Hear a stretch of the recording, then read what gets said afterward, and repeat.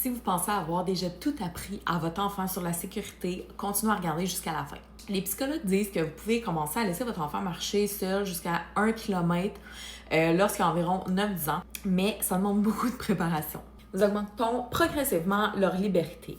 À 3 ans, il peut aller à 50 mètres de la balançoire avec vous à proximité, à 5 ans à 100 mètres du magasin sur surveillance, à 7 ans à 500 mètres avec une surveillance à distance, à 9 ans, il peut aller seul à l'école mais avec des mises à jour.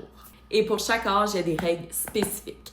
D'abord, peu importe l'âge, je dois connaître 3 numéros importants.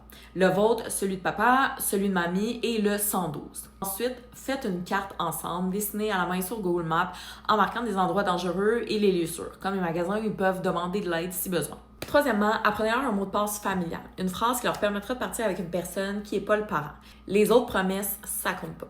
À 3 ans, apprenez-leur la règle du feu de circulation. Rouge signifie stop, vert signifie go, imprimez les cartes et entraînez-vous pendant les promenades. À 5 ans, si un étranger les appelle, ils doivent dire fort non, partez et courir vers vous.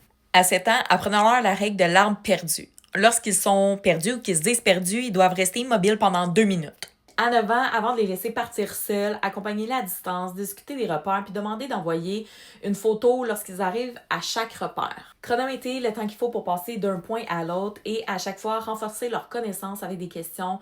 Peux-tu répéter le trajet? Que fais-tu si tu te perds? Quel numéro tu dois appeler? Pour vous aider à rester calme, utilisez quelques astuces et applications. Revoyez l'ensemble des règles de circulation pour les enfants. Commencez les promenades en solo avec un mineur, par exemple, pour 10 minutes. Faites un tableau de réalisation. Marquez chaque promenade réussie puis convenez d'une récompense après 5 à 10 étoiles. Téléchargez une application comme Find My Kids. Vous pouvez suivre la localisation de votre enfant, surveiller son historique de déplacement, écouter ce qu'il fait quand il répond pas au téléphone, l'appeler quand même si c'est en mode silencieux, puis suivre le temps passé sur les jeux et les réseaux sociaux. C'est vraiment pratique.